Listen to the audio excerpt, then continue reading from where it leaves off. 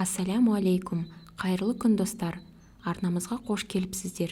Бүгін сіздермен бүкіл жанұям сүйіп жейтін етті бәліштің рецебімен бөлісетін боламын. Міндетті түрде видеоны аяғына дейін көріп, менімен бірге болыңыздар. Ал ендеше бастайық. Ең алдымен салмасын дайындап алайық.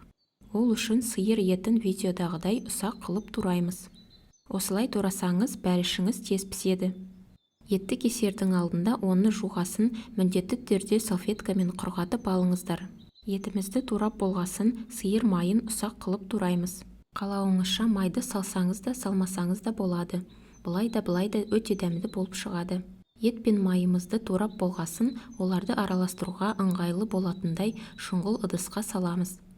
Ал енді картоп пен пиязымызды тураймыз. Картопты видеодағыдай біркелкі кубикпен тураңыздар.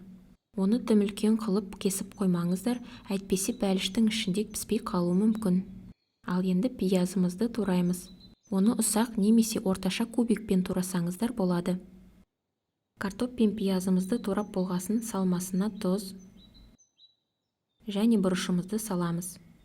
Бұл жерде қалаған приправаларыңызды салсаңыз да болады. Осымен салмамыз дайын болды. Ал енді қамырын жасауға кірісеміз.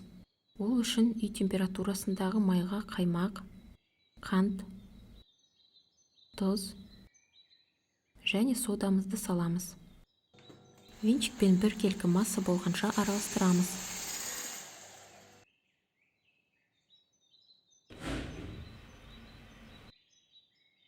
Ал енді бәрін спатуламен қосып аламыз да, кейін үстелдің үстінде қамырымызды илейміз.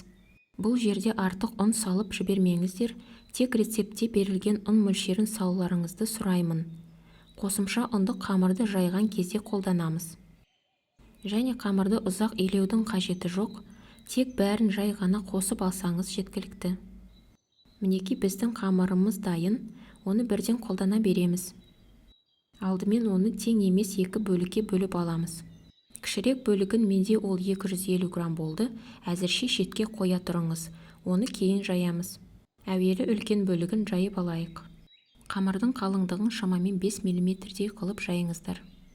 Ал енді қамырымызды алдын ала пергаментпен төселген формамызға орналастырамыз.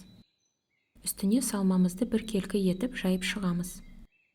Бәлішімізге ерекше дәм беру үшін салманың үстіне бірнеше жерден сары май бөліктерін қойып шығамыз. Видеодағыдай қамырдың шеттерін үстіне көтеріп бортики жасап қоямыз. Дәл солай қамырдың кіші бөлігін жайып аламыз. Бұл қамырмен салманың бетін жабамыз. Ал енді екі қамырдың шеттерін қосып түйеміз. Әдемілік үшін косичка қылып түйсеңіздер де болады.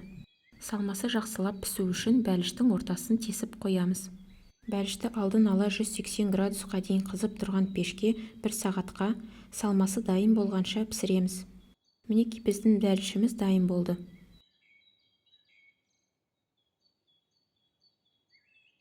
Бәлішті пештен шығара салысымен ыстықтай кесіп жатырмын. Көріп отырғандарыңыздай өте жеңіл кесілді. Қамыры нәзік және өте дәмді болып шығады. Міндетті түрде менің рецебіммен жасап көріңіздер. Бір жасағаннан ақ шығады. Ал видеомыз сіздерге ұнаған болса, лайк басып, комментарий жазып кетуге ұмытып кетпеңіздер.